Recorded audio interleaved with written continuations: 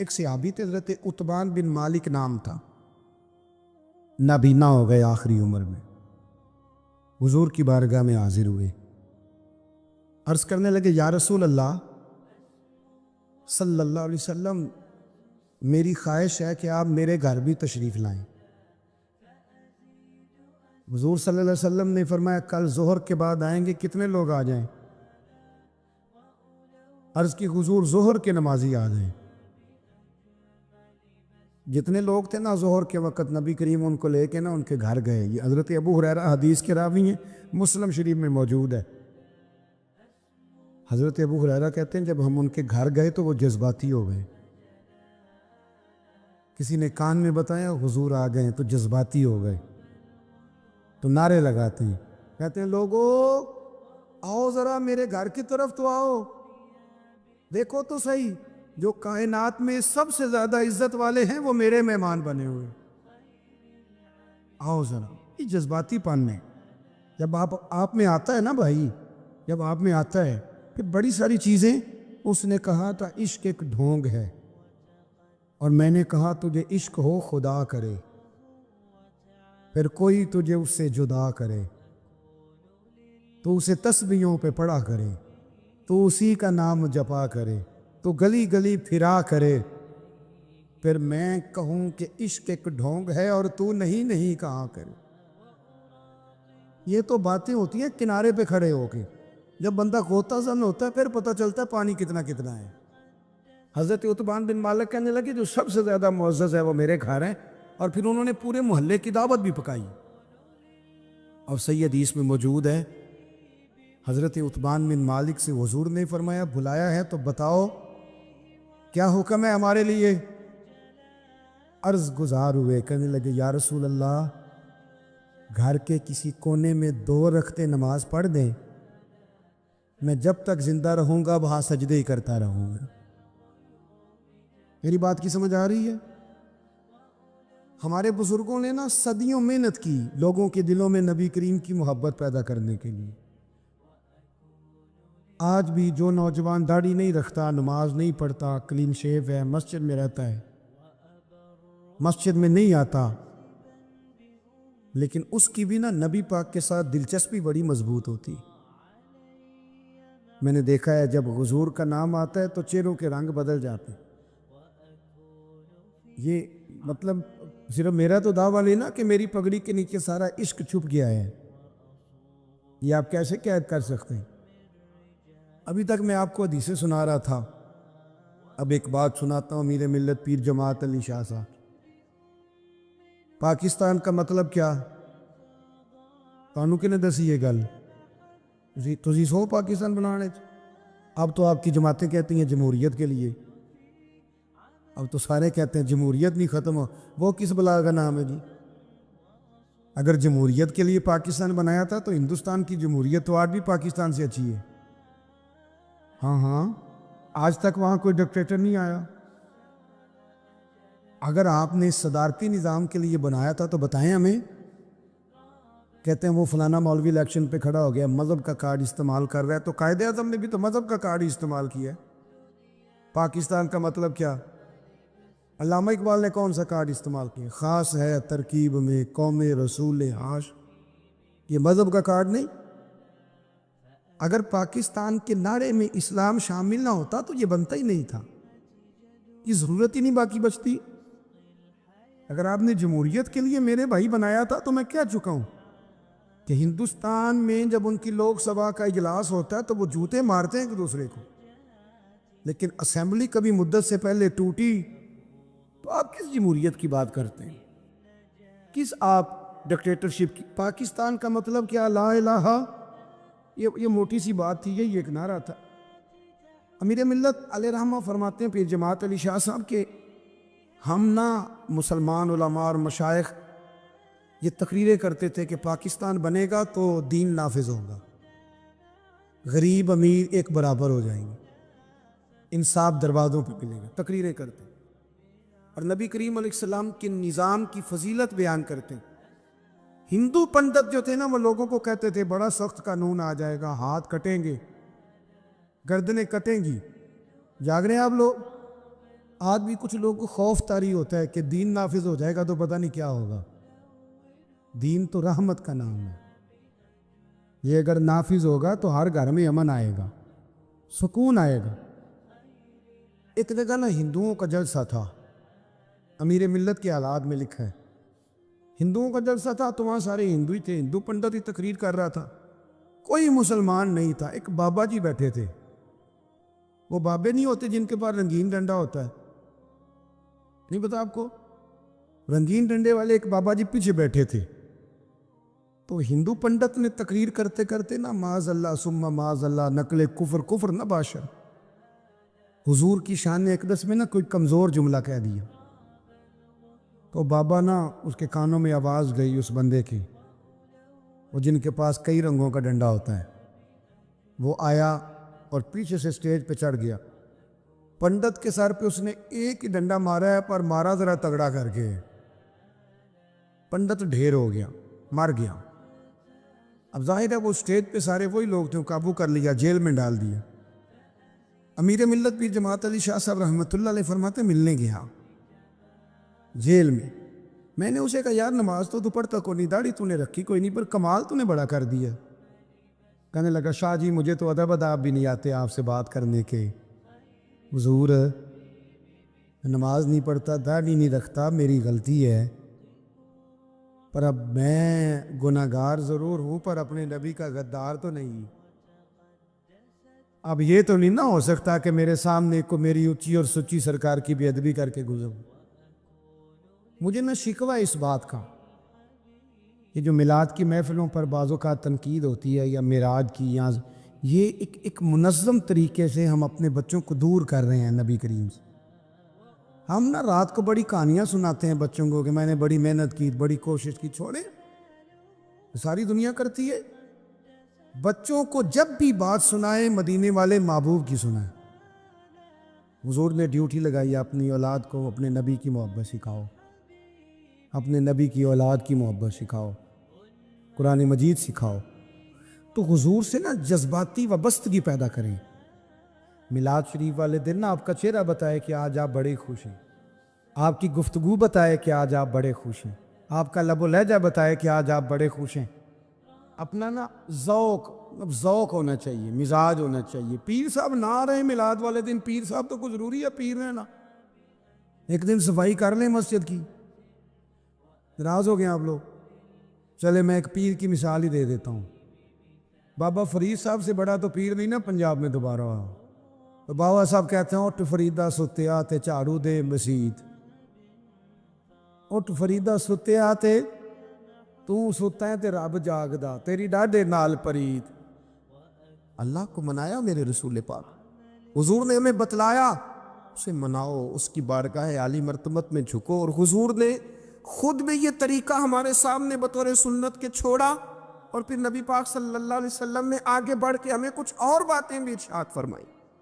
حضور نے ہمیں بتلایا کہ پچھلے لوگ اپنے رب کو کیسے مناتے تھے، وہ کس طرح اس کے حضور ناز عرض کرتے تھے۔ حضور نے ہمیں اللہ کو منانے کے طریقے بھی بتلائے، فرمایا جب ماں باپ دعا مانگیں گے اولاد کے حق میں تو وہ مان جائے گا۔ حضور علیہ السلام نے فرمایا جب مسافر دعا مانگے گا تو اللہ مان جائے گا۔ فرمایا میرے رسول کریم نے کہ جب بیمار دعا مانگے گا تو اللہ مان جائے گا۔ اور سید عالم علیہ السلام فرمانے لگے جب تمہارے ضعیف، کمزور، مجبور لوگ دعا مانگیں گے تو اللہ مان جائے گا۔ اور حضور نے فرمایا جب تم فرض ادا کر کے دعا مانگو گے تو اللہ مان جائے گا۔ اور میرے محبوب نے فرمایا جب پچھلی رات اٹھ کے تم اس کے حضور عرض کرو گے تو وہ تمہاری دعاؤں کو قبول کر لے گا، وہ تم مان جائے گا۔ اور حضور نے ہمیں دن بتائے، فرمایا جمعے والے دن مانگنا مان جائے گا، شب قدر کو مانگ لینا مان جائے گا، شب برات میں دعائیں کرنا وہ مان جائے گا، رمضان کی راتوں میں مانگنا مان جائے گا، قرآن پاک کے ختم کے موقع پر دعا کرنا مان جائے گا۔ طریقے بتلائے۔ اب یہ ہے کہ ہم نے تو مانگنا تھا نا اس کی بارگاہ، ہم نے تو حاضر ہونا تھا، ہم نے تو جانا تھا۔ اب ہم نے آگے بڑھنا ہے، اس کے حضور عرض کرنا ہے۔ حضور نے ہمیں بتلایا کہ مومن متقی ہوتا ہے نا، پرہیزگار ہوتا ہے، اس نے کچھ نیکیاں بھی کی ہوتی ہیں، جس طرح اسے اپنے گناہوں کا پتہ ہوتا ہے نا، اسے پتہ ہوتا ہے کہ نہیں یار فلاں کام میں نے فقط اللہ کی رضا کے لیے کیا ہوا ہے اور میرا اور میرے رب کا راز ہے۔ فرمایا جب تم بڑے الجھ جاؤ نا، جب تم بڑی آزمائش میں آ جاؤ اور جب تم سمجھ لو کہ اب میں بڑی تکلیف میں آ گیا ہوں، تو پھر ایک طریقہ حضور نے ہمیں اور بھی بتلایا مانگنے کا، ایک اور طریقہ بھی بتلایا، اور وہ روایت صحیح مسلم میں موجود ہے۔ راوی حضرت عبداللہ ابن عمر رضی اللہ تعالیٰ، حضور فرماتے ہیں 3 لوگ سفر کر رہے تھے۔ یہ آپ اندازہ فرمائیے، صحیح مسلم کی حدیث ہے، ذرا حضور کے سمجھانے کا ایک یہ رنگ بھی ہے اللہ کو منانے کا، ایک یہ انداز بھی ہے اس کی بارگاہ میں گزارشات پیش کرنے کا، یہ بھی ایک طریقہ حضور نے ہمیں بتلایا۔ اگرچہ اپنی نیکیوں کو چھپانا چاہیے، نیکیاں جو چھپی ہوئی ہوتی ہیں وہ قیمتی ہوتی ہیں، وہ قیمتی چیزیں ہوتی ہیں جو لوگوں نے چھپا کر کے رکھی ہوتی ہیں۔ حضرت عبداللہ ابن عمر فرمانے لگے کہ نبی پاک صلی اللہ علیہ وسلم فرماتے ہیں 3 لوگ سفر کر رہے تھے، رستے میں طوفان آ گیا، تیز بارش شروع ہو گئی، تو حضور فرماتے ہیں وہ تینوں بارش سے بچنے کے لیے ایک غار میں چھپ گئے۔ ان کو پتہ ہے پرانے زمانے کے اندر غاریں ہوتی تھیں، اور لوگ جب سفر کرتے تھے لمبے تو پتھروں اور پہاڑوں کے بیچ میں سے سفر کرتے تھے۔ وہ غار کے اندر چلے گئے، اب چونکہ طوفان بہت زیادہ تھا، جب وہ غار کے اندر چلے گئے تو اللہ کے پیارے حبیب صلی اللہ علیہ وسلم فرماتے ہیں ایک پتھر اوپر سے لڑکتا ہوا آیا اور غار کے منہ کے آگے آ کے اس نے غار کو بند کر دیا۔ اب اتنا تیز اور اس مضبوطی کے ساتھ وہ پتھر لگا اور اتنا صحیح فٹ ہوا کہ اندر روشنی آنی بھی ختم ہو گئی۔ اب 3 لوگ ہیں، تھوڑی دیر تو وہ پریشان رہے کہ شاید اب کبھی بچ نہیں سکیں گے، شاید چاروں جانب اندھیرا ہی ہے اور اندھیرا ہی رہے گا، شاید یہاں سے نکلنے کے لیے اب ہمیں کوئی رستہ میسر نہیں آئے گا۔ وہ پہلے تو پریشان ہوئے، پھر کہنے لگے یار اس طرح کرو، ذرا غور کیجئے گا میری بات پہ۔ فرمایا اس طرح کرو، اگر کوئی زندگی میں نیکی کی ہے نا تو ذرا اس نیکی کو یاد تو کرو، اور یاد کر کے اس مالک کے حضور عرض تو کرو، وہ کریم ہے، کوئی آنکھو شاید من جاوے تے گل کم تتڑی دا بن جاوے، عرض تو کرو۔ ان میں سے یہ آپ اندازہ فرمائیے، یہ بات بیان کر رہا ہے، یہ مدینے والے رسول بیان کر رہے ہیں، یہ نبی پاک علیہ السلام نے بیان فرمایا، یہ وہ کہانی ہے جو ہمیں ہمارے نبی پاک نے سنائی، رسول کریم علیہ السلام نے ہمیں بتلائی، یہ داستان محبت۔ حضور فرمانے لگے ایک نے ان میں سے ہاتھ اٹھائے اور اس نے انداز کیا چھیڑا، عرض کرنے لگا اللہ تو جانتا ہے نا میں نے بکریاں رکھی ہیں، میں غریب ہوں، مزدور ہوں، اور مالک تو یہ بھی جانتا ہے کہ میرے بچے بھی ہیں، بیوی بھی ہے، اور میں جب بھی گھر لوٹا ہوں تو دودھ میں نے بچوں اور بیوی کو پہلے نہیں دیا، بوڑھے ماں باپ کو پہلے دیا۔ اللہ میں نے ان کے ساتھ ہمیشہ کرم کے بازو کھول کر معاملہ کیا۔ وہ غار میں تنہا بیٹھے ہیں اور اپنے مالک کو منا رہے ہیں، عرض کرتے ہیں اللہ تجھے یاد ہے نا ایک رات جب میں بڑی دیر سے لوٹا تھا، لکڑیاں کاٹتے درخت تلاش کرتے مجھے دیر ہو گئی، میں دیر سے لوٹا تھا، نیت یہ کر رکھی تھی کہ دودھ سب سے پہلے ماں باپ کو پلاؤں گا، مالک جب میں لوٹا تو وہ بوڑھے تھک کر کے سو گئے تھے، میری بیوی نے مجھے کہا کہ بچوں کو پلا دو، وہ سو گئے، تو میں نے کہا نہیں میرے ذمے ہے ان بوڑھوں کے دل کو ٹھنڈا کرنا، ان سے پیار کرنا۔ اللہ بیوی مانگتی رہی، بچے طلب کرتے رہے، میرے ٹانگوں میں گھومتے رہے، بار بار آتے رہے، پر میں نے دودھ نہیں پلایا۔ اے مالک فجر ہو گئی، آفتاب طلوع ہونے کا وقت آ گیا، پر میں نے ماں باپ کے بیدار ہونے کا انتظار کیا۔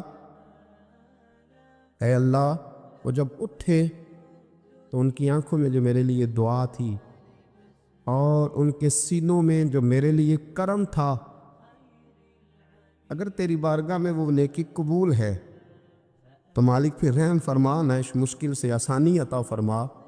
سنو سنو، رسول کریم صلی اللہ علیہ وسلم فرماتے ہیں کہ اس بندے کی دعا مکمل ہوئی تو پتھر تھوڑا سا سرک گیا، اور اتنا سرکہ کہ آسمان نظر آنے لگا۔ جس نے ماں باپ کو منایا ہے، ان سے پیار کیا ہے، پھر یہی بات وسیلہ بن جائے گی رب کے ماننے کا، پھر یہ وسیلہ بنے گی، اللہ اس سے مان جائے گا۔ پھر رسول کریم صلی اللہ علیہ وسلم فرمانے لگے، دوسرا بولا اور عرض کرنے لگا کہ اے اللہ، تو جانتا ہے مجھے اپنے چچا کی بیٹی بھانے لگی تھی، میں اس کی طرف رغبت کرنے لگا تھا، اور میں نے جب اس سے جا کے ارادہ کیا کہ میں تیرا طالب ہوں، تو اس نے مجھے کہا کہ پہلے 100 دینار لاؤ۔ بانا تو اللہ، میں نے مشقت کر کے 100 دینار جمع کیے، اور جب میں پوری طرح اس پر حاوی ہو گیا، وہ میرے قبضے میں آ گئی اور گناہ کا میں نے ارادہ کر لیا، تو اس عورت کے منہ سے ایک جملہ نکلا کہ اللہ سے ڈر، اے مالک، وہ میرے قبضے میں تھی، اے اللہ، میں گناہ پر قادر تھا، میں چاہتا تو گناہ کر لیتا، لیکن جب اس نے تیرا نام لے کے کہا نا کہ اللہ سے ڈر، اللہ میں ڈر گیا، میں اسے چھوڑ کے آ گیا۔ اگر تجھے یہ بات پسند ہے تو پھر نکال دینا اس مشکل سے، پھر کر دینا کرم۔ اللہ، میری بھی تو چڑھتی جوانی تھی نا، میں بھی تو سب کچھ کر سکتا تھا، پر تیرے لیے، تیری خاطر میں لذت گناہ سے باز رہا، تو اللہ تو رحمت فرما دے۔ حضور فرماتے ہیں اس کی دعا مکمل ہوئی تھی کہ پتھر تھوڑا اور سرک گیا۔ پھر تیسرا بولا، اور اس نے بول کے کہا، اے اللہ، ایک مزدور کو، ایک دیہڑی دار کو، ایک غریب کو میں نے کام پہ رکھا ہوا تھا، یہ تیرا اور میرا راز ہے اللہ۔ وہ مزدور، وہ دیہڑی دار میرے پاس کام پہ لگا تھا، کچھ چاول میں نے اس کی اجرت مقرر کر دی کہ تو کام مکمل کرے گا تو میں تجھے دوں گا، اور جب اجرت لینے کا وقت آیا تو وہ بگڑ کر ناراض ہو کر چلا گیا، میں اسے ڈھونڈتا رہا، وہ مجھے ملا نہیں، میں نے اس کے چاولوں کی قیمت کاروبار میں انویسٹ کر دی، اس کا تھوڑا سا سرمایہ پر میں نے کھایا نہیں، پھر وہ اس سے میں کاروبار کرتا رہا، اور اتنا کاروبار کیا کہ بہت ساری گائیں اور ان کے چرواہے تیار ہو گئے، وہ سالوں کے بعد لوٹا، میں نے اس غریب کا مال کھایا نہیں بلکہ بڑھایا، محفوظ کر کے رکھا، وہ سالوں کے بعد لوٹا اور کہنے لگا میرا مال، تو میں نے کہا وہ ساری گائیں تیری ہیں، وہ چرواہا تیرا ہے، یہ سارا کچھ تیرا ہے۔ تو کہنے لگا تو مجھ سے مذاق کرتا ہے، میں غریب کہاں اور گاؤں اتنی بڑی گائیں کہاں، تو مذاق کرتا ہے؟ تو میں نے کہا مذاق نہیں، میں نے اپنے رب سے ڈر کے تیرے مال کی حفاظت کی، یہ تیرا ہے۔ اے اللہ، میں کھا بھی تو سکتا تھا نا، پر تجھ سے ڈر کر میں نے وہ سارا محفوظ رکھا۔ اللہ، اگر تجھے میری یہ ادا پسند ہے تو پھر آج مان جانا، آج راضی ہو جا۔ اللہ کے رسول فرماتے ہیں اس کی دعا مکمل ہوئی تھی کہ پتھر لڑکا اور ان کے لیے رستہ بن گیا، وہ باہر آ گئے۔ تو حضور نے ہمیں بتلایا کہ وہ تمہاری نیکیاں جو چھپی ہوئی ہیں، وہ تمہاری نیکیاں جو تم نے خالص اللہ کی رضا کے لیے کی ہیں، ان نیکیوں، ان اعمال کا وسیلہ بھی تمہارے رب کے ماننے کا ذریعہ بن جائے گا۔ اس کو منایا جائے، اس کے حضور حاضری دی جائے، اس سے بخشش کا سوال کیا جائے، اس کی بارگاہ میں یہ گزارش کی جائے کہ اللہ، غریبوں، مجبوروں، کمزوروں اور ان لوگوں کے صدقے جو اللہ رستہ دیکھ رہے ہیں کہ رستہ کب کھلے گا، جو تیری بارگاہ کرم کے سوالی ہیں، ان کے صدقے تو رحم فرما، تو کرم فرما۔ تو میرے عزیز، ایک اور بات جو اللہ کو منانے کے لیے ہمیں ہمارے پیارے رسول صلی اللہ تعالیٰ علیہ وسلم نے بتلائی کہ جب انسان بہت زیادہ عاجزی کرتا ہے نا، بہت زیادہ عاجزی، تو پھر بھی اللہ مان جاتا ہے۔ جب وہ اس کے حضور بہت عجز کا اظہار کرتا ہے، بہت زیادہ عجز کا اظہار کرتا ہے، وہ ڈر جاتا ہے اس سے۔ وَلِمَنْ خَافَ مَقَامَ رَبِّهِ جَنَّتَانِ، اور میں جو میرے سامنے کھڑے ہونے سے ڈرے گا، میں اسے 2 جنتیں عطا کروں گا۔ حضرت بابا فرید الدین مسعود گنج شکر بابا صاحب رحمۃ اللہ علیہ فرماتے ہیں کہ ایک نیک نوجوان تھا، دن کو روزہ رکھتا، رات کو نماز پڑھتا، پر اللہ سے ڈرتا پھر بھی بہت ہی زیادہ تھا، بڑا ہی ڈرتا تھا۔ موت کا وقت آیا تو ماں ہی تھی بس اس کی، تو ماں سے کہنے لگا، اماں تو میری ماں ہے، میرے ساتھ 3 وعدے تو کر۔ اس نے کہا پتر تو بتا، آخری ہج کی لے رہا ہے اور اس غریبنی ماں سے تو وعدہ لے رہا ہے، بتا کیا وعدہ ہے؟ تو عرض کرنے لگا اماں جب میں مر جاؤں نا تو میرے گلے میں رسی ڈال کے تو مجھے گھمانا گھر کے صحن میں،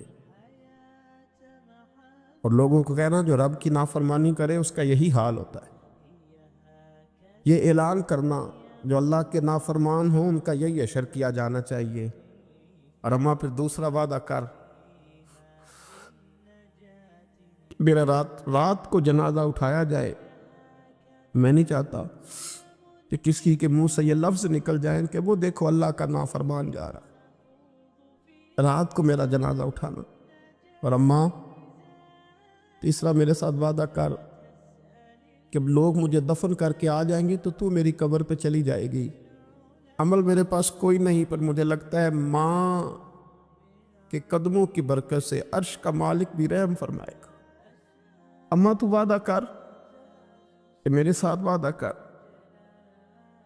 بابا صاحب رحمۃ اللہ علیہ فرمانے لگے کہ بوڑھی ماں نے وعدہ کر لیا، کہا بیٹے ٹھیک ہے، اگر تیری یہی ضد ہے تو میں تیار ہوں۔ پھر اس نے کلمہ شہادت پڑھا، اس نوجوان کی روح پرواز کر گئی، بوڑھی ماں نے رسی منگائی تو وَلِمَنْ خَافَ مَقَامَ رَبِّهِ جنتان، جو ڈر جائے، اس نے تو کہا تھا نا کہ رسی ڈال کے گھمانا اور کہنا یہ اللہ کا نافرمان ہے، اس کا یہی اشر ہونا چاہیے تھا، لیکن جب ماں گلے میں رسی ڈالنے لگی تو گھر کے ہر کونے سے آواز آنے لگی، خبردار یہ رب کا دوست ہے، اللہ کے دوستوں کے ساتھ اس طرح کا معاملہ نہ کیا جائے، اسے چھوڑ دیا جائے۔ اور کہا تمہیں کچھ بھی اور کرنے کی ضرورت نہیں ہے، یہ تو رب کا دوست ہے اور رب کی بارگاہ میں حاضر ہو گیا۔ کچھ کوئی بندہ کہے گا کہ یہ تو ایک بابا فرید کا سنایا ہوا واقعہ ہے، سنیے، بخاری میں حدیث ہے، نبی پاک صلی اللہ علیہ وسلم نے فرمایا، حضرت ابو ہریرہ رضی اللہ تعالیٰ عنہ راوی ہیں، حضور فرماتے ایک شخص مرنے لگا تو اپنے بچوں سے کہنے لگا کہ میں جب مر جاؤں تو مجھے جلا دینا، اور پھر میرے جلے ہوئے وجود کو پیس دینا، پھر مجھے ہوا میں اڑا دینا۔ پتر مجھے اڑا دینا، مجھے بڑا ڈر لگتا ہے، اگر رب نے مجھ سے حساب پوچھا تو میں قابل نہیں ہوں، اڑا دینا مجھے ہواؤں میں، اگر اس نے مجھ سے عذاب لیا تو حساب لیا تو بڑا سخت حساب لے گا۔ حضور فرماتے ہیں، بخاری میں موجود ہے، اس کے بچوں نے اسی طرح کیا، اس کے مرنے کے بعد اسے جلایا، ہوا میں اڑا دیا۔ اللہ کے محبوب فرماتے ہیں رب کریم نے حکم دیا زمین کو کہ اس کے ذرات کو جمع کرو، زمین نے ذرے جمع کیے، خدا نے حکم دیا تو اس کا وجود پھر سے اسی شکل میں آیا۔ تو رب کریم نے فرمایا یہ جو تو نے وصیت کی تو کیوں کی؟ اللہ جانتا ہے کہ نہیں جانتا؟ یہ کی تو کیوں کی؟ تو وہ پڑا کہنے لگا اللہ میرے اندر تو طاقت نہیں تھی تیرے سامنے کھڑا ہو کے حساب دے سکوں، تجھے منانے کے لیے تیرے خوف سے ڈر گیا، میں ڈر گیا۔ اگرچہ ہمارے بزرگوں نے لکھا ہے کہ آج یہ وصیت کرنا، اس رنگ میں یہ طرز اختیار کرنا درست نہیں، لیکن آپ غور فرمائیے کہ نبی پاک علیہ السلام فرماتے ہیں جب اس نے کہا نا اللہ تجھ سے ڈر کے یہ کیا، تو رب کریم نے فرمایا جا پھر میں نے تیری مغفرت کر دی، کیونکہ اللہ کو پتہ تھا یہ دل سے بات کر رہا ہے۔ ایک چوتھی بات میرے رسول پاک علیہ السلام نے فرمایا کہ جب رب نہ مانے تو پھر وہ کمزوروں کے صدقے مان جاتا ہے، پھر وہ ضعیفوں کے صدقے مان جاتا ہے۔ فرمایا اللہ تم سے بارشیں روکنا چاہتا ہے پر تمہارے ضعیفوں، کمزوروں، غریبوں کے صدقے، مجبوروں کے صدقے وہ تم پر بارشیں برساتا ہے۔ حضور فرماتے رباش اغبر لو اقسم علی اللہ لا برا، کچھ ایسے لوگ ہوتے ہیں کہ ان کے بالوں میں خاک پڑی ہوتی ہے، چہروں پہ مٹی الجھے ہوئے ہوتے ہیں، لیکن اگر وہ اللہ پہ قسم کھا لیں تو اللہ ان کی قسم بھی پوری کر دیتا، قسم بھی۔ حضرت عبداللہ ابن مبارک فرماتے ہیں، ابن قدامہ نے لکھا ہے، فرماتے ہیں بارش نہیں ہوتی تھی مکے میں، قحط پڑ گیا تو سب لوگ مسجد الحرام سے باہر کھلی جگہ میں نکلے دعا کرنے کے لیے، سب اپنی اپنی دعائیں کر رہے تھے، تو میں تھوڑا باہر ہوا تو اچانک ایک غلام آیا، کالا سیاہ رنگ، 2 رکعتیں نماز پڑھ کے تو ہاتھ پھیلائے تو کہنے لگا اللہ مجھے پتہ ہے یہ جو کچھ بھی ہوا ہے میری نافرمانیوں کی وجہ سے ہوا ہے۔ تو ناراض ہو گیا نا، تو نے بارش روک لی، تو ناراض ہو گیا نا، ہمیں سبق سکھانا چاہتا ہے نا، یہ کسی اور کی وجہ سے نہیں، یہ صرف میری نافرمانیوں کی وجہ سے ہوا۔ اللہ رحم فرما، تیرے بندے تھوڑی سی بھی سختی برداشت کرنے کی طاقت نہیں رکھتے، کمزور ہیں، ڈر جاتے، غلام ہے، دعائیں مانگ رہا۔ حضرت عبداللہ ابن مبارک فرماتے ہیں اس نے چہرے پہ ہاتھ پھیرے تو کالی گھٹائیں چھا گئی، بارش ہونے لگی، میں اس کے پیچھے گیا، اس کا گھر ڈھونڈ آیا، تعقب کیا، پیچھا کیا، گھر میں نے تلاش کر لیا، اور گھر کو تلاش کر کے جب میں واپس آیا تو میں نے حضرت فضیل بن عیاض سے ذکر کیا تو کہنے لگے کسی طریقے سے اسے حاصل کرو۔ فرماتے میں اس کے گھر گیا، اس کے مالک نے مجھے دیکھا تو کہا عبداللہ ابن مبارک میرے گھر، اتنے بڑے ولی، اتنے بڑے درویش، اتنے بڑے محدث۔ میں نے کہا تیرا غلام چاہیے، اس نے کئی غلام دکھائے، میں نے کہا نہیں یہ نہیں، اس نے کہا یہ بڑے بڑے اچھے ہیں، کوئی سے بھی آپ لے لے، خرید لے، میں نے کہا نہیں۔ پھر وہ لاغر صاحب، وہ کمزور صاحب، وہ ضعیف سا نکل کر کے آیا، میں نے کہا یہ مجھے دے دو، تو کہنے لگا یہ تو بیچارہ بے ضرر سا آدمی ہے، کیا لے کے کریں گے؟ میں نے کہا نہیں مجھے یہی چاہیے۔ میں اس کو ساتھ لے کے چلا تو راستے میں پوچھنے لگا آقا میرے اندر تو کوئی ایسی بات نہیں تھی، مجھے کیوں خریدا؟ آپ مجھ سے کیا خدمت لیں گے؟ تو عبداللہ ابن مبارک فرمانے لگے میں نے کہا کوئی خدمت بھی نہیں لوں گا، میں تو خود تیری خدمت کروں گا، میں تیرا بیاہ کراؤں گا، تیرے لیے مکان بناؤں گا، میں تیری خدمت کروں گا، میں تیرا اور تیرے رب کا رشتہ دیکھ چکا ہوں، میں تیرا اپنے مالک کے ساتھ جو تعلق ہے اسے دیکھ چکا ہوں۔ کہتے میں نے جب لفظ کہے تو مجھے کہنے لگا 2 رکعتیں پڑھ لوں، اب مجھے لے جانا پر 2 رکعتیں پڑھ لوں؟ کہتے میں نے کہا پڑھ لو، تو 2 رکعتیں پڑھنے کے بعد میری طرف دیکھ کے کہنے لگا آقا مجھے اپنا حق معاف کر دینا، میں خدمت نہیں کر سکا۔ پھر کہنے لگا اللہ راز تو کھل گیا، اے اللہ راز تو کھل گیا، اللہ تیرا میرا معاملہ تھا، راز تو کھل گیا، راز تو کھل گیا، اللہ راز تو کھل گیا، میں سراپا مخزن راز تھا، میں رہا تھا مدت و راز میں، یہ تو تیرا شوق کے دید کشاں کشاں مجھے کھینچ لایا مجاز میں، اللہ راز کھل گیا۔ یہ لفظ کہتے کہتے اس شخص نے کلمہ پڑھا اور اس کی روح پرواز کر گئی، اس کی روح ہی پرواز کر گئی۔ تو کبھی ان کمزوروں کے ذریعے بھی اللہ کو منایا جا سکتا ہے، تو رب کو منانے کی کوشش کریں، اس کے حضور عجز کی کوشش کریں۔ ہر آدمی اپنے گھر میں بیٹھ کر، اپنے مصلے پہ بیٹھ کر، تنہائی میں بیٹھ کر اس سے کہے، اور یاد رکھنا وہ بڑا کریم ہے اور وہ بڑا قدیر ہے، بڑا قادر ہے، 1 منٹ لگاتا ہے اور ہر چیز اس کے کرم میں نہا جایا کرتی ہے، اس کے فضل میں ہر چیز نہا جاتی ہے۔ بوڑھے بھی دعائیں کریں، مائیں بھی دعائیں کریں، اور بچے بھی دعائیں کریں۔ آج دعاؤں کی رات ہے، کھل کر دعا کریں کہ اللہ ہمارے حال پہ رحم فرمائے، اللہ ہمیں سمجھنے کی بھی توفیق عطا فرمائے۔ اللہم صلی علی سیدنا ربنا ظلمنا انفسنا وَإِن لَّمْ تَغْفِرْ لَنَا وَتَرْحَمْنَا لَنَكُونَنَّ مِنَ الْخَاسِرِينَ اللہم اعنی علی ذکرک وشکرک وحسن عبادتک ربنا اغفر لی ولوالدی وللمؤمنین یوم یقوم الحساب اللہم اعنی علی ذکرک وشکرک وحسن عبادتک ربنا اغفر لی ولوالدی وللمؤمنین یوم یقوم الحساب۔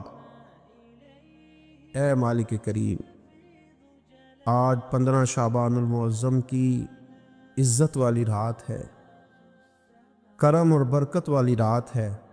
تیرے پیارے حبیب صلی اللہ علیہ وسلم نے ہمیں فرمایا ہے کہ آج کی رات تم کرم مانگو گے تو اللہ تمہیں عطا فرمائے گا، رزق مانگو گے تو عطا کرے گا، بخشش مانگو گے تو عطا فرمائے گا، تم اس سے جس چیز کا سوال کرو گے وہ تمہیں دے گا۔ اے مالک کریم، تیرے عاجز بندے ہیں، جب دنیا سے تھک جاتے ہیں، کمزور پڑ جاتے ہیں، جب ہمارا عجز ہم پر غالب آ جاتا ہے، جب ہماری کمزوریاں ہمارے سامنے واضح ہو جاتی ہیں، تو پھر تیرے حضور حاضر ہو جاتے ہیں۔ اللہ تیرے بھٹکے ہوئے اور بھاگے ہوئے غلام تیری بارگاہ میں حاضر ہو گئے، ہمارے گناہوں کو معاف فرما، ہمارے گناہوں کو معاف فرما، ہمارے گناہوں کو معاف فرما، جو چھپ کر کیے وہ معاف فرما، اے اللہ جو ظاہر ہو گئے وہ بھی معاف فرما، اے مالک کریم جو ہم سے بھول کر ہو گئے وہ بھی معاف فرما، جو ہم نے جانتے بوجھتے شعور رکھتے ہوئے کیے وہ بھی معاف فرما۔ وصلی اللہ تعالی علی حبیبہ سیدنا و مولانا محمد علیہ وصحبہ۔